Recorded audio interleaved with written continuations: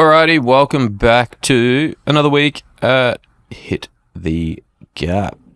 We are rapidly nearing the end of the regular season with only 2 weeks, two rounds to go now. Yeah. A lot of massive games this week just been, right? This week, absolutely. Week prior was kind of but this week has been some. This week's been some crackers. Yeah, some relatively unexpected results or unexpected score lines, at least. Anyway, I mean, kicking off the week, first of all, we had that Rabbitohs Dragons game, and Dragons with a big old duck egg against the Rabbitohs, 40 points to 0. That to me was rather unexpected. I don't know about you guys. I mean, obviously, most people would have had their money on the Rabbitohs, I think, probably. Yeah, but I don't think anyone had it on 13 plus, let alone 40 plus. Yeah, exactly right. I mean, Dragons been known all year to blow a lead or just miss out marginally, but massive. Geez, it was a bit of a masterclass all around there. I think Jai Gray, as always, super instrumental in getting the win for him. Yeah, and I feel like I've been pretty vocal about it as well. But I feel like if this isn't a game to sell you on the fact that Trell should be in center and Jai Gray should be there permanently as a fullback, I don't know. I don't really know what else to give you. This was quite literally a masterclass from Jai Gray. I thought he carried this game. I thought he sincerely carried this game. I thought maybe that they were too focused in on trying to get AJ points, and literally the moment Jai would switch it up and go elsewhere, they would score. It felt very much like if they were a bit more focused on trying to get points as opposed to just trying to get AJ points for his record. Yeah, could have even been. I think it could have been way bigger than 40. Yeah, yep. Like you really saw it after. I think maybe it was probably about after. I want to say maybe just after half time. Yeah. When they started basically just starting to shifted ball through inside, outside, into centers and stuff like that. Yeah. And also starting to go right instead of left. Yeah. They really started to make a massive impact really quick. Yeah. Like there was just holes everywhere, gaps everywhere. It was hilarious. But wow, you can really see the difference without Val though. Yeah, 100%. Dragons with like a lot less strike power, a lot less ability there. That edge is just so weak. It's so weak. Yeah.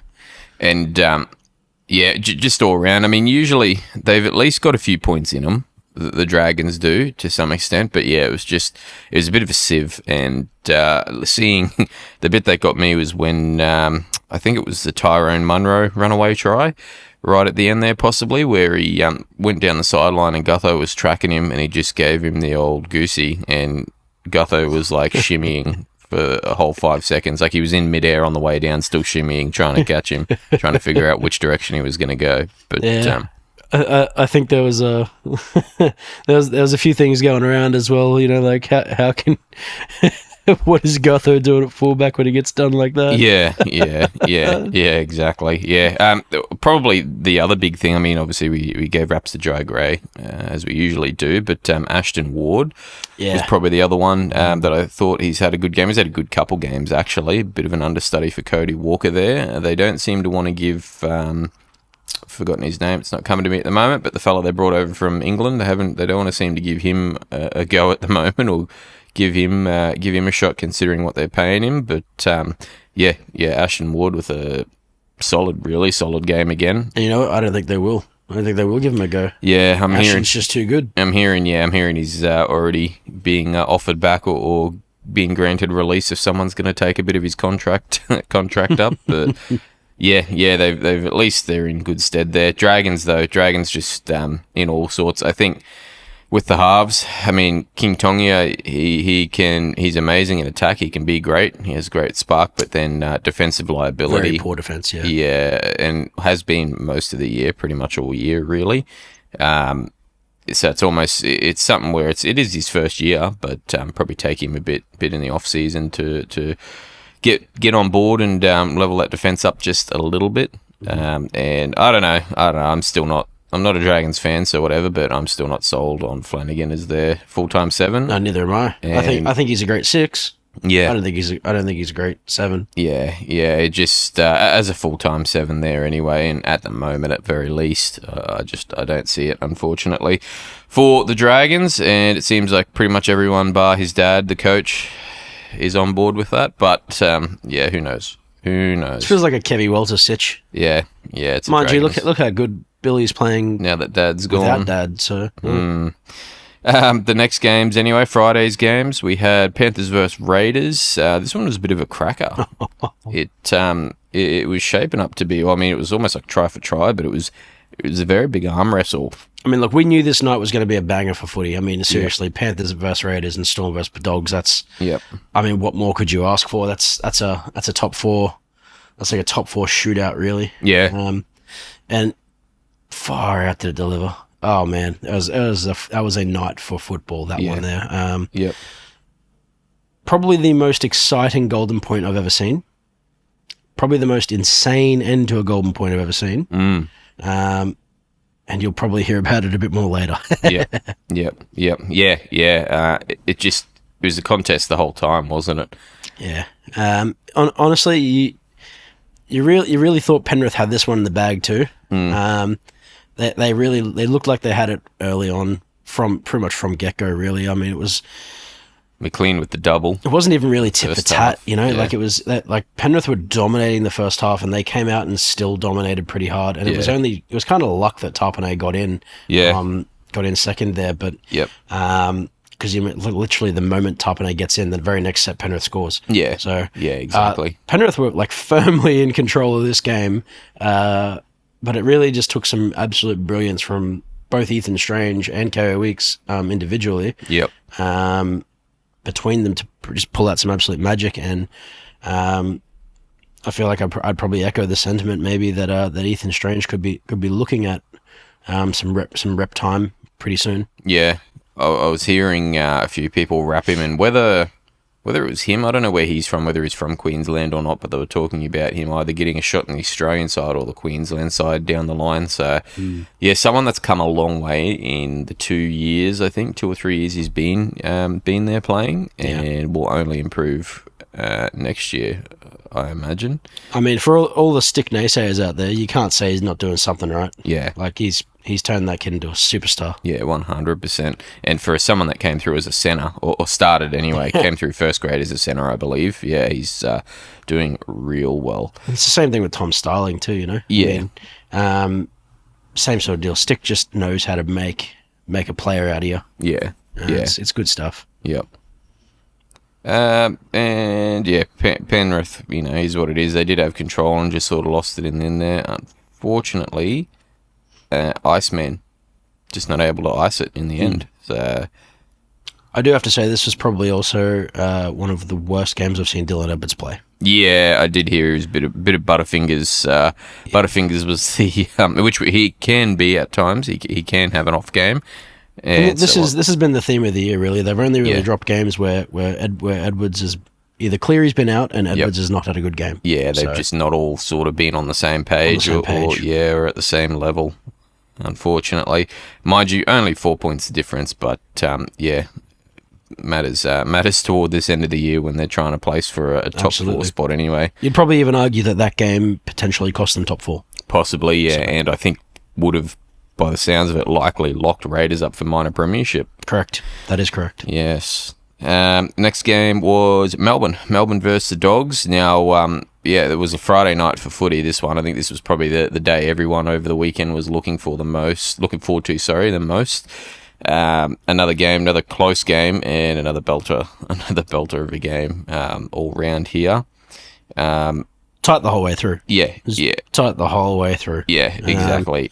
I think probably more for the Dogs. It took them a little bit to sort of get into it. We know when they're not on sometimes, or they can get their systems sort of disabled a bit, or disrupted rather. It messes with them a bit, and this was one of those ones that felt like it took them a while to get into it.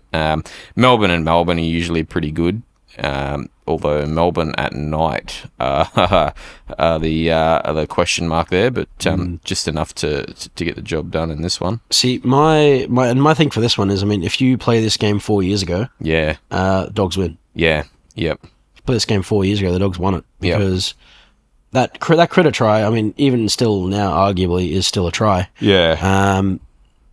But because of all those new rule changes about the regaining of the ball and whatnot, that's not a try. Obviously, I'm pissed because I would have won $800 off that. But well, what do you do?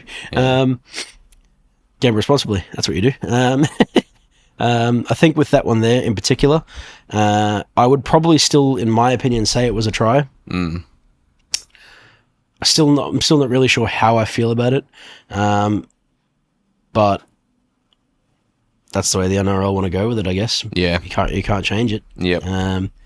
You can't change it. It doesn't really hurt either team, I think. But it does set a bit of an annoying precedent going forward for the judiciaries and the people who are dealing with bunker stuff. Yep.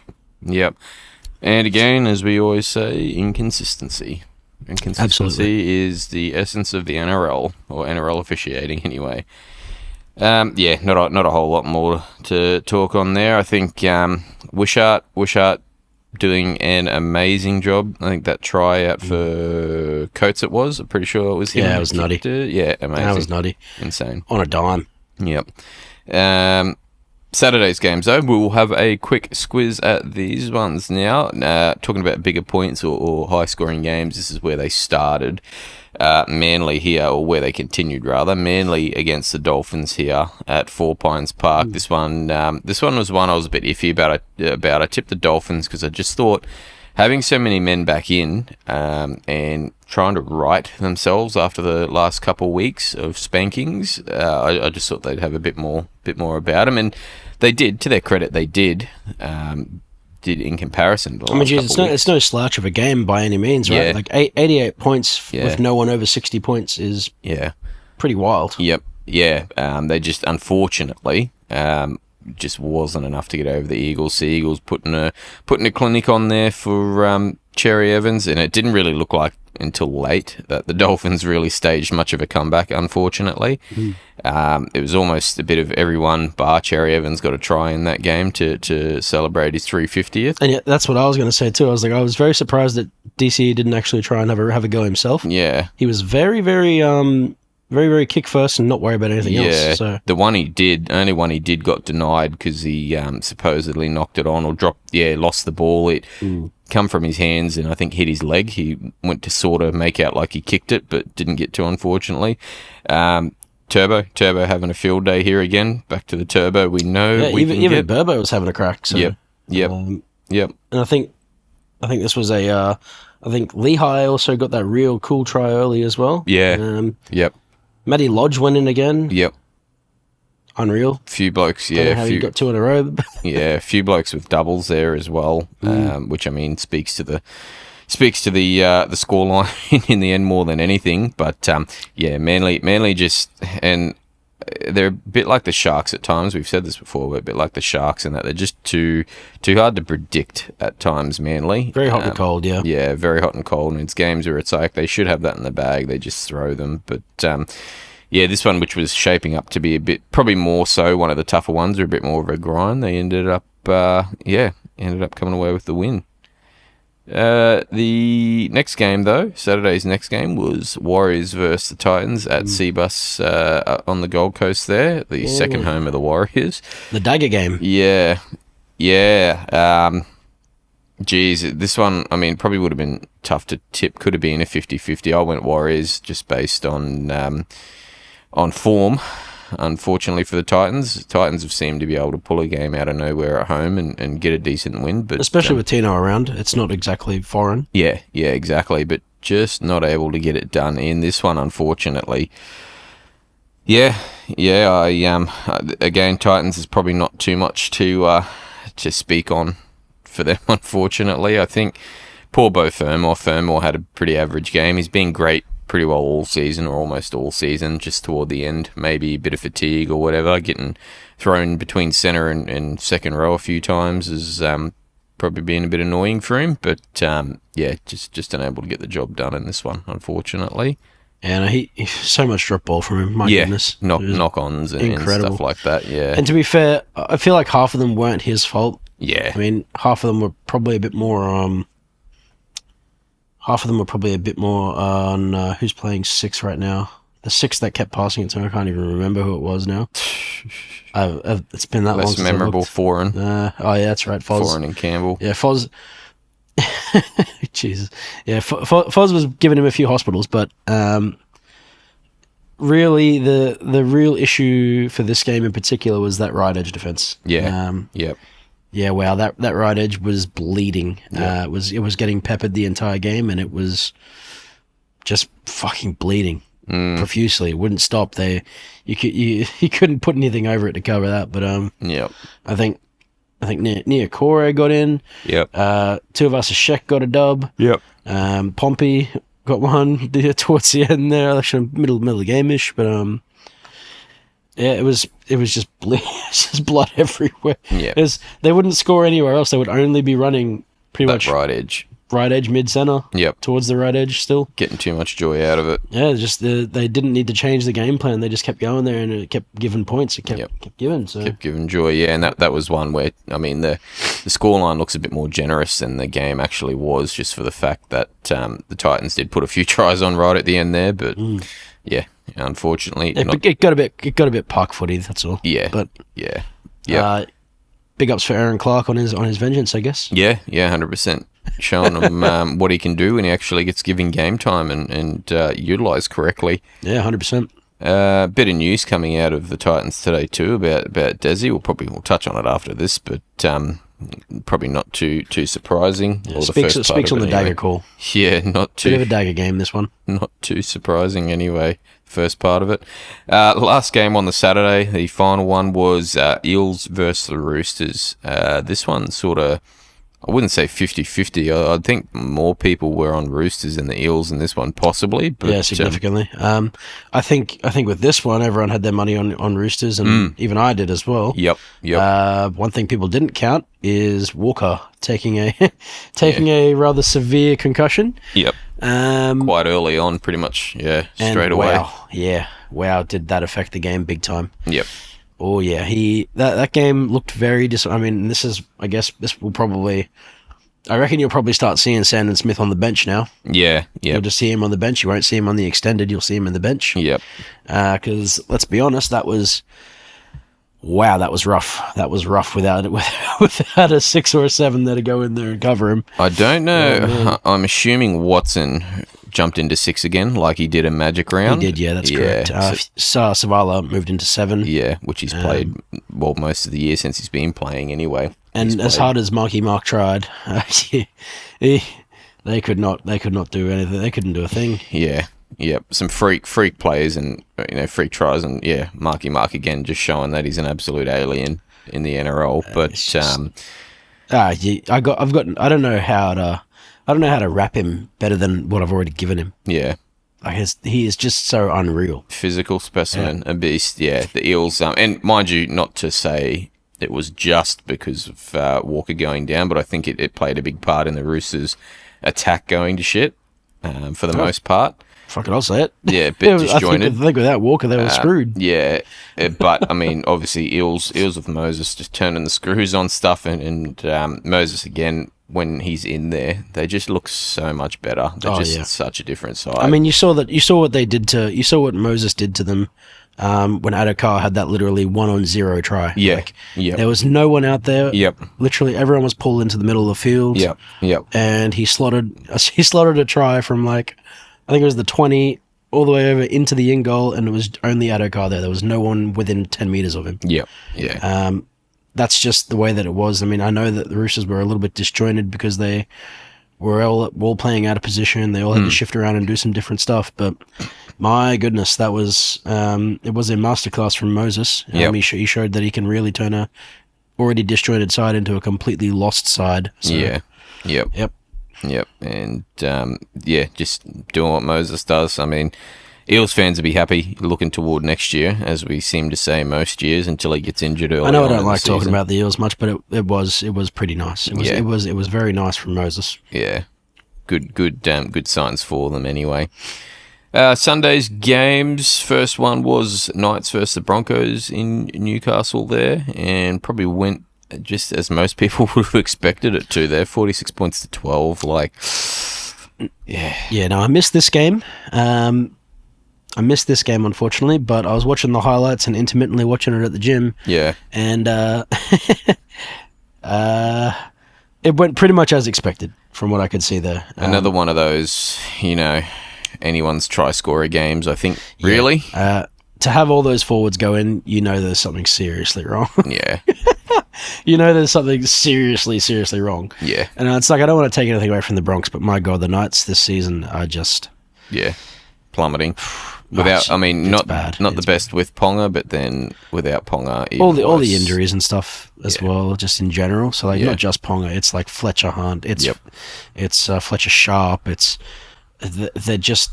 there's nothing doing, and I know probably people want to give it to Adam O'Brien over it, but I don't think it's that bloke's fault. I really don't.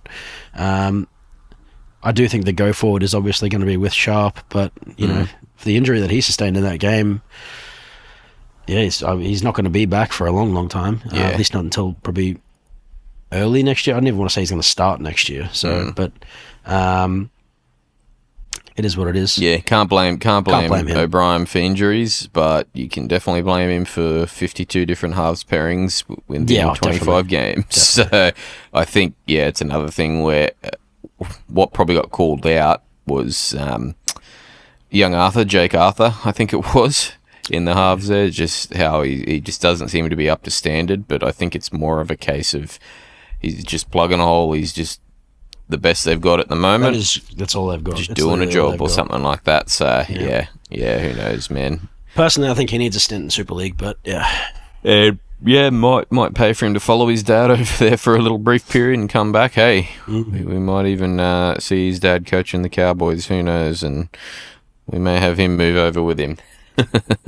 Broncos went pretty much as expected there. Broncos with a thrashing, 46 points to 12.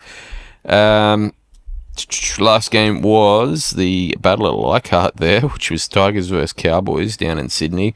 Now, this one, I don't know how many times momentum swung in this one, but Cowboys started strong, which was not too unusual. And then the Tigers just coming back and absolutely giving it to them, which, you know what I mean, it was always going to be tough. That momentum swung and they got back on top and dominated for a while. They lost Dewey to a HIA, really bad HIA, possible eye socket fracture. That dude's head was caved in, bro. Yeah. What the hell? Poor bugger copped a Temalolo knee on the rebound. Of all people to pick to try and tackle like that. Yeah. No. Yeah. Big no. Yeah, it was pretty bad for the poor bugger. I think they were a bit worried about his neck initially too, which was fair just because of how much force he took to the head there, but we thought, I thought anyway, watching it, that geez, that'll be alright. It'll at least disjoint them a bit. But they had Latu. Latu came straight back into it. So Latu Fainu there pairing up with Luai, as we've seen throughout most of the year, a portion of the year at least. Sorry, when he hasn't been injured. And geez, you've really got to give Jerome a rap for this one, though. Yeah. They did lose. They didn't quite come up with the chockies.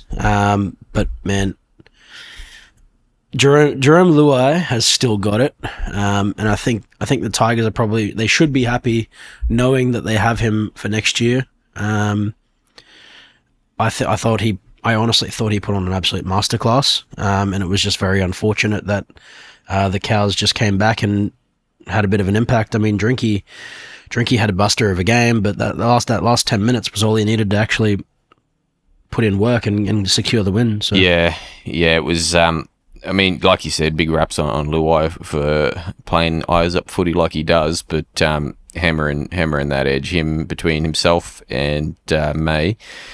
Taylor May anyway, just absolutely giving the boys grief. And yeah, it's a bit of a thrown together edge there with Valamy, just filling in. But he's sometimes not the best in defence, you know what I mean? Anyway, no matter which side he plays on, so it was a bit of a... That right edge was bleeding as well. Yeah, bit of a liability. Massive bleeder. Bit of a liability at times, but yeah, no, they did well, and Taylor's a talent. He always has been, as much of a flog as he seems like he can be at times. Definite talent. And you could see as soon as he'd get that ball, he'd just start running. It was almost running sideways to get around whoever, and 9 times out of 10 it was working, or was at least getting him good meters. At least he's mentally better. Yeah. So far, he hasn't been posting any Batman. Is that what you mean? No more Batman stuff. No more Batman stuff. Please, yeah. Taylor, no more Batman stuff. So just absolutely hammering our right edge there, and pretty much getting love every time they did it. But yeah, speaking on Drinky, holy, it was probably not so much as many times as momentum swung, but it was a up and down game for Drinky, just in terms of I don't know, like it was almost like he was scared to take the ball on at times, and then even catching the ball when he did go for it and did catch it. I think I actually made that comment. I've never seen a fullback scared of a football. Yeah, it was like he had the yips or something. I don't know what it was, but kicks would go up, and mind you, it's not always the easiest thing to do, catch a bomb, especially when it's a crazy spiral or something. But there was one there that he didn't contest, or he contested then pulled out of it, last second. It was like, oh no, which bounced. The Brent Naden one. Yeah, it led to the easiest give me try to one of the biggest gronks on that team. Oh man, it was hard. That was a hard watch. It really was a hard watch. Is a flog, but can do a good khod. So Naden got the chockies on that one. But yeah, just shit like that. And then even that pass, I think he pushed the pass right toward the end there. That's right, which led to another try, was it not? Where it went downfield, and that's what started that massive sequence. Yeah, Luai scored. Yeah, started that massive sequence of flick passes that were like by design. They just hit the chest of whoever they were going to. I think May made the break. So either May or Taruva made the first break. Taruva into May, and then it went back inside again to Luai. Yeah, and it just Got to say though, Terrell May, and I know that edge is super weak, so they were always going to have a good time on it. But I don't think there was a single bet I know that didn't have Taylor May on it. Yeah.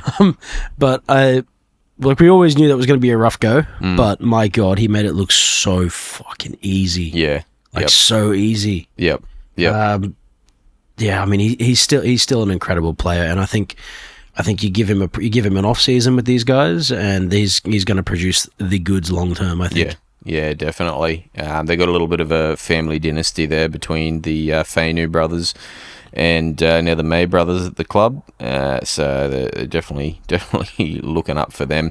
I think, not to talk too much shit on Drinky, because he was instrumental in that comeback right at the end there. He did sort of get a bit of confidence back or turn it around, but I think probably one of the unsung heroes would be Clifford for me, because there were just so many moments in that game. I mean, specifically just from his kicking ability that turned the tide. So, well, we commented on it, right? I mean, the kicking literally put us back in the game. Yeah, like every time and look, fair go here because the Tigers stunk it up a little bit in their returns, but they give away a penalty. Yep, and every time they put us on our line, and that's fair. That's good from them. But if they give away the penalty, what can we do with that? Yep. No worries. Clifford puts up a 40-meter kick. Yep. Every single time. Yep.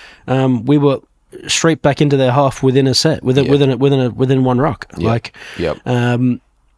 Clifford definitely saved that game, and I hard back that. Yeah. Between, you're right, that the penalty kicks, it was almost like they were identical. There was 2 or 3 of them on the penalty given in the same spot. ball return from the kick in the exact same spot just before the halfway line. Like, how many times did we watch that same sequence? Yeah. Like, they would pin us in a corner. Yep. They'd give us a penalty immediately, and then we'd get straight back onto the halfway mark because Clifford just kicks 40 meters instantly. Yep. The other big one for me was when I think they had us pinned down in our half anyway. We made like 5 meters in the first 2 tackles. We even started going backwards, and I think tackle 5 had us on just behind our 30. And a massive bomb from him got the ball. It almost looked like it was going to be a 40-20, but it just sort of pulled up from the sideline a bit short. Taruva, I think, was who got it right in the corner. And by the time he'd picked it up and started to make his comeback, he had boys chasing him, so they pinned him, behind the 20. So it was probably as good as a normal set could have been. So he got us out of massive trouble and had us starting in... had us starting our set, or starting our defensive set where it would have been anyway, off a good kick, or off a good set rather, sorry. So, yeah, big ups to him. There was another one too right at the end, I think, which is what put us into position for one of those tries, one of those freak tries that we got in the last sort of 5 minutes, I think it was. But yeah, are we talking the Burns put down? Yeah, another one of those. Yeah, old real estate agent Burns. I'm buying whatever properties, selling after that. But, big ups to Jakey there. Big ups to the Tigers still as well for the turnaround in form, especially all things considered, losing Dewey in that. But, take that. Leichhardt went silent. And unfortunately, too, it sucks for the women's team because they had that awesome double-header there. The stadium emptied out of just sheer disappointment, I think, pretty fast after that. There wasn't many Tigers faithful left. Moving on to this weekend's games, though, it is the second last round of the year. Thursday kicks off with Bulldogs and Panthers. This one could be another big one. It's sort of a face-off to stay in top 4 and then face-off to place in top 4 for the Panthers, right? And I think it's smoky as. I've actually got Dogs here. Yeah, yep, they need it. Yeah, not only do they need it to kill Penrith. Yep. So. Yep. If they want to keep Penrith out of the 4, see, it's what they got to do. They got to get in and get business done. I guess they're probably preying on the fact that they have a similar game against the Raiders, where they just sort of peter out and let them get the chokehold back going. But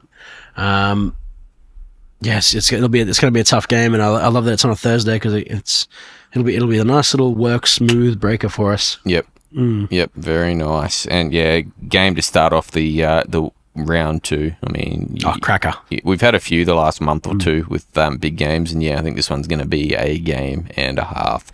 I'm sort of with you in this one on tipping the Dogs. I do think Panthers are going to come out strong because they need to. But, I am tipping the Dogs just based on the fact I think Ciraldo, he's going to want to get one back over the Panthers finally in this. Just sort of show him, And this one has so much more meaning. It does. So much more meaning. Yeah, just show him what he can do. Dogs been on a little bit of a decline the last few weeks as well. So, another one just to right themselves running into the finals. I got Dogs in this for sure. Friday's games, Warriors versus Eels. So this one's over in Auckland there. Eels still in decent form here. Obviously, we spoke about Moses and that, but I'm still not super sold on them. Going to be tough being in New Zealand. But Warriors just, again, they're fighting to stay in the 4, I think. So it's going to mean a bit to them. I don't know. I'm just liking the Warriors still in this one. Yeah, I mean, look, this one's also so tough as well. This one's so tough as well because does Tanner have it in him to compete with Moses? Yeah, and he's done well so far. He's done really well. But he has. But does he have it in him to compete with a Moses who's playing to, like, it almost feels like the Eels are now playing to take people out. Yeah. Like they want to take people out of their finals. Just running diversion or running distractions. Yeah. Yep. They want to be those guys. Yep. I'm gonna go Eels. Eels. I hate the idea. I hate the thought of it, but I'm gonna go Eels. Yep. And I know that this win means a lot to the Wars, mostly by far. But I have this feeling that Moses is gonna torture them. I think he's going to make a fool of Tanner. We'll see how that goes. Yeah, you're right. It's. I mean, it will be big, and it'll be big for them to lock in a top 4 or whatever at home too, in front of their crowd. So that's what I think is going to be tough for the Eels. But yeah, you're not wrong. They are running diversion at the moment and showing, like we said from last week's game, showing good signs for next year. So yeah, why not carry that form into next year instead of starting next year. Second game on Friday is Storm versus the Roosters. This one's back in Melbourne again, and unfortunately for the Roosters, we're yet to see team lists, obviously, but yeah, I don't know. Melbourne just seem to be on a bit more of a hot streak than the Roosters at the moment. Now, this is also going to be a little bit interesting as well because they've got top 4 guaranteed now. Yeah, yep. They've got top 4 guaranteed. Locked, yep. Will they rest everyone? Yeah. That's what we're going to have to be really watching for. I mean, team lists are tomorrow, like you said. My tip is going to be reserved for tomorrow as a result. I have tentatively got the Storm, obviously, right now. But do they play everyone or do they rest everyone? That's the real question. I mean, Roosters will obviously go to Sandon instead of Walker because Walker will be out for 2 weeks. Yep. So Sandon Smith will most likely come back into the 6 with Hugo playing 7. Yep, which we'd seen work quite well. Which it worked fantastic. Most of the year, yeah, actually. Worked great. Worked fantastic. I agree. I think we'll see that, which means the Storm will actually have a bit of work to do. Do they risk any players or do they just sit them out and take the L? Yeah, because the L is inconsequential now. It doesn't matter if they win or lose; they will still be top 4. They also get a home game final. So, yep. Like I said, I've got Storm, but if they change, if they rest everyone, I'll probably go Roosters. Yep. I'm going to go Storm as well. News for the Storm too. Obviously, Grant's got that 2-game suspension. I think he can fight it, but I haven't heard too much more on it. No point fighting it, right? No point fighting it. You might as well he let just him gets have his 2-week rest. Yeah, have his rest now. Exactly. And that's what I mean. Like, he was probably going to get the rest anyway. Yeah. So Yep. now he just has to pay a fine. Yeah, exactly. Yep. Saturday's games, we start off with the Raiders versus the Tigers. Now, Tigers, unfortunately, last week we dashed their hopes of making a magnificent run, an epic run to the finals. But again, much like the Eels, I'm sure they want to get some wins on the board and take some big scalps. Raiders, however, I think are just in too good form. I think even if you rest everyone, the Raiders will still beat them. Yeah. Yep. They've got that ability. Not to shit on the Cowboys for a second there, but Tigers got so many points. I think it went so well because of the poor defense we put up at times, most of the time. But I think Raiders have just got that ability to. They always have to just grind in that, but just be solid defensively. Yeah. When you're playing a team like the Tigers, there it could be a smoky. If they sort of underestimate them a bit, it could pose some dramas, but. Yeah, honestly, I just think the Raiders are in too good a form at the moment to fall for it or whatever. So I'm gonna have to go Raiders. It's at home for them too. So I've currently got Raiders. Yep. And I think even if they rest everyone, I probably still will keep Raiders. Yep. Tigers obviously going to miss Dewey, but much like the Roosters, they can just revert to that halves pairing they had earlier in the year between Latu and Luai. So yeah, still don't think it'll be enough, unfortunately. Next game is Dragons versus Sea Eagles.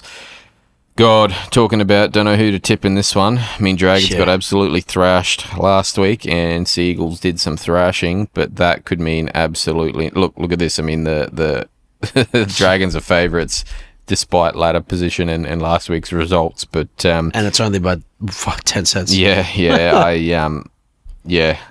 I just don't know. This one's hard. I almost have to flip a coin on it.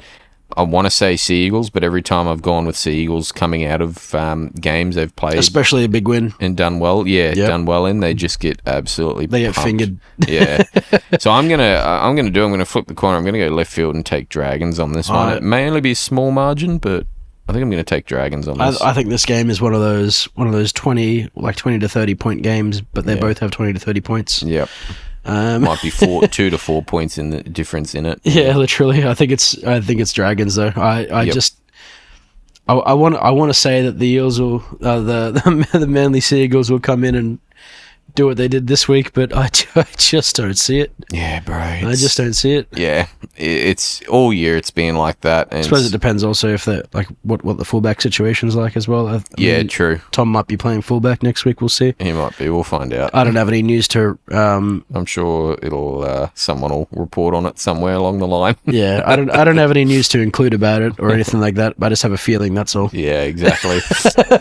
All hearsay. John, we love you and your family. Up the surgeon. Up the surgeons. Saturday's final game, though, is the cracker that, everyone used to look forward to. It seems to be Dolphins taking a bit of our limelight in this game now. But the Derby, Cowboys versus Broncos, up here at Queensland Country Bank Stadium. Despite the result, I think it's always a solid game, or genuinely always a really solid game anyway. Let's be honest, another Brisbane Suncorp game is always going to have a bigger crowd, bigger draw. Yeah, it does sell out, always sells out no matter what. I mean, it's still got that name and that rep to it. You know, people come from everywhere to see it. But just probably almost on other sides of the ladder or other sides of the spectrum in terms of form this year. Broncos being a little bit wavy, whereas the Cowboys being mostly doo-doo. So now here's a question as well, right? Yeah. Let's just have a quick squiz here. Can the Broncos mathematically make the fall if they pump? They can. Yep. So if Broncos beat us in this game, they will be tied with the Wars. Yep. If the Wars lose this week, which like I said, I don't see them doing, but I think Mitch can make them scared. Yeah. The Wars lose, then Broncos are 4 and Warriors are 5th because of for and against. So that makes things very interesting. Very, very interesting. Yeah, yep. So pretty big implications then as well for that top 4 spot. I mean, Broncos have locked in their finals spot no matter what. They can lock in a home final as well. Yeah, but top 4 is pretty big, or it's going to be pretty big for them. They're going to be aiming for that. I think. Look, I want to tip Cowboys. I want to go Cows so bad. I'm going to tip Cowboys because they're my team. It doesn't matter. They do seem to pull out some. They have pulled out some magic in the past in games like this, but there are other times as well where they've been in all right form and Broncos have just dashed them. Like last year. Last year was that one where it was I think watching Stags go over for that try and Chad go to make a tackle and bump off him and just land in the grass and stay face down like he just copped a headshot or something. It was that's all I see at the moment anyway. Until I got shudders when I heard that name. Yeah, until someone overwrites that memory with something else good in this game. Hopefully, that's the Cowboys derby to me at the moment. Yeah. I'm going to tip Cows just for a left fielder in this one because it is going to be the left fielder even though it's at home. I'll go Cows because they're my boys, but don't follow my tipping. Yeah. Shaping up to be a big game. Big game, either way. Yep. Sunday's games, however, we've got the Sharks versus the Knights. Sharks. This one's, Sharks Stadium. I don't think there is that much to talk about. I mean, hot and cold or not, that's against the Knights, bro. Look, they might only win by 2 points, but I think they're going to win. I think the Sharks are going to win. I don't know. Even at Shark Park, their game history at Shark Park is just so landslide figured to them winning anyway. But yep.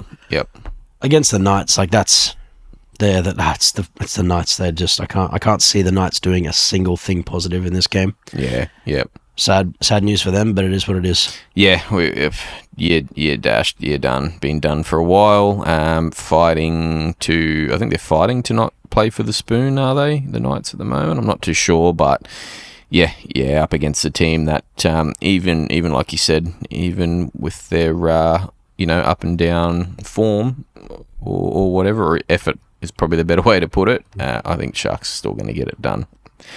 And the last game of the round being Dolphins versus the Titans. This one's up at Brisbane there at Suncorp, home game for the Dolphins, but just down the road or up the road for the Titans. Yeah, I think it's got to be Dolphins. I mean, last week they were marginally better than they had been a few weeks prior to the Finns, just not enough for Manly, who just seemed to want to play out of their skin, and Titans just continuing on that landslide down. Desi's out the door. Confirmed today. Desi's out the door. Rumours David Fafita's out the door. Dagger. Yeah, who knows? Who knows, man? Hammer the nail, driving the stake. Yep. Season done. I mean, they're one that's definitely fighting to not get the spoon at the moment, or playing. They're going to be playing for the spoon, but I thought they were guaranteed the spoon. They're 17th at the moment, so they're either way they're playing someone.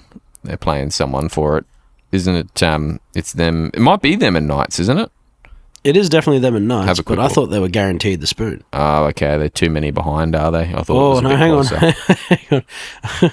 If Titans win this game, it depends on who wins this game, I guess. Okay. If Titans win this game, they can avoid the spoon by winning next week. Okay. But next week they've got.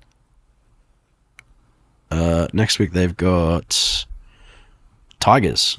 Possible. Ooh. It's actually possible. Possible. Yep. Whereas the Knights have the Eels, and there's no way the Knights are beating the Eels. Yeah. Yep. No way. So unless Mitch Moses gets hurt or some shit. Still within the realm of possibility. But yeah, Dolphins for me in this one anyway, I think, Ben. And who have Knights got this week as well? They're losing for sure against Sharks, right? Yeah. So yep. Yeah. I guess the spoon tip is going to be for me. I think it's Titans, but yeah. I think it's still Titans for me, but it's a rough go. Yep. Yeah. I think Dolphins will get that one done pretty convincingly. I got no worries about Titans. Sorry, the Dolphins winning that one. Yeah. Yep. No worries with that. Yep. With that though, and speaking on the Titans, we were alluding to it before. Obviously, Des was rumored to have said he wasn't going to coach next year, but then somehow, some way, I don't know, there was talks that wasn't confirmed that he wasn't going to be coaching. I don't know whether it was a bit of damage control just to not make the Titans look as in shambles as they are, but it didn't work because it's confirmed today, or supposedly confirmed today, that he's out the door for 2026, which everyone thought was happening anyway, and Josh Henne's taken over. So, which makes me think that something wacky's going on behind the scenes in the last 2 weeks, because there was a lot of talk that it was Todd Payton who was out the door. Yeah, and who might still be, but but not for Josh Hannay, because it was talked about for Josh Hannay, because Josh has been spending a fair bit of time up here. So yep. And I mean, obviously that would have made a lot more sense, to be honest too. But not to be, and now it's Desi that's getting the dagger. Yep. So, and Todd's getting another year apparently. Yep. So possibly. Who knows? I mean, season anything until the end of season, right? Even post-season, you see some weird shit happen. But Hannay, who was slated to, I mean, again, all rumours, but still relatively likely slated to replace Payton. Especially from some rumours spread by a former well-known player, now coach, who must have a little bit of a bone to pick with him. Oh yeah, I think it's a lot more than that, especially. Yeah. So a lot more than that. Yeah, but no, not to the Cowboys anymore, unfortunately, unless we see some crazy shit of like, hey, it's only a 1-year contract at the Titans just to cut your teeth. But I can't imagine that being the case. I can't imagine they'd do anything like that. So looking like Josh Hannay back to Queensland. From 2026 onwards. For how long, we don't know, because there's nothing being officially confirmed yet. Well, that's the thing. There's also nothing official in it, so there is still the chance that it is only like he's like an interim coach. Yeah. While they're getting rid of Hasler or something like that. And Yep. He still could come up to North Queensland. Yeah. I guess it's just a waiting game really now. Yep. If there's one thing we know for sure, it's the NRL. It has no lack of surprises, twists, turns, and weird dramas, especially around coaching positions and whatnot, or contracts anyway. Yeah. So, Absolutely. Yep. With that, though, we might move on to your try of the week. We didn't get to do one last fortnight, actually, because we missed last fortnight's episode. But there'd been a couple, but this weekend just been. There was a couple, but you've picked your standout one. No, look, it's an honourable mention to Marky Mark for all the efforts he did in that Roosters game to try and get anything going, especially for that Teddy try. That was wild. But we won't talk about Marky Mark because he didn't get him, as much as I love talking about Marky Mark. But this one is obviously going to the efforts of Ethan Strange and KO Wicks, obviously specifically KO Wicks, for getting the try. But there's nothing more I love than a dagger to the Panthers. we love to hate the Panthers, but Cleary missing that field goal, bouncing back into the field, and obviously Ethan and KO running up the sideline with it, and just scoring an absolutely phenomenal try, but doing it in Golden Point under all that pressure. Yeah. God, I love rugby league. Golden Point, nonetheless, is probably because we always see the field goal attempts, and they're always great. But seeing a try like that, nonetheless, to lock up Golden Point, Wayne Bennett would be proud. Yeah, and Wayne Bennett would love it. And it's not even just fans of the game, but what do you do, even as a player? What do you do when someone goes for a field goal? If you're not directly in charge of running at them to try and stop it, what do? You sit there and watch it. You're just sitting there watching it. Yep. You marvel at it. It's just one of the things you do. It's like a car crash. You can't look away. Yep. And instead of watching it, Ethan is straight into action. Ethan and Weeks are straight into action. They grab it. They get it out, get on the outside of everyone, burn absolutely everyone, and just score the most magnificent goddamn try. And I think that's rugby league. That's good stuff. Yep, and very telling of a bit of turning of the tides, but form of the Raiders this year and how they're doing. So very good indeed. There's probably not too much point because I think there's only 1 or 2 weeks left of fantasy still. Yeah, 2 weeks. So I'll throw a bit of a player in there for your buy of the round or whatever. Most people have already got him. If you don't have him, then I don't know what you're doing. But pick up for the run home now for a midfield would be Joseph Tarpanay. Again, wrapping the Raiders. They're in a solid bit of form, and Tarpanay's been a bit quiet the last sort of month or two. I think by design, though, Ricky giving him a break just to have him fresh and ready for this run home now. He just last week put up 83 points. I mean, mind you, Golden Point, he got that little bit extra time and whatnot, but 83 points is massive, and I think he's going to be monumental and instrumental in a lot of their go forward toward in the finals. Toward the run toward the premiership there. They're going to want a bit of revenge for that Roosters one a few years ago. But 623k. I mean, you've made your money. If you're trying to make money at this point, you've done it wrong. But if you got anyone you can sell, there's a lot of injuries floating around. Anyone you can sell or whatever, you got a bit of cash saved up and you don't have him, pick up Tarpanay because he's going to be a must-have in the middles for the run home. At this 80 point. plus on a prop too. That's like OG Jason numbers. Yeah, and we're talking Payne Haas, prime Payne Haas numbers, and that. Who even Payne's been relatively quiet at times throughout the years. But throughout the year rather, not years. But yep.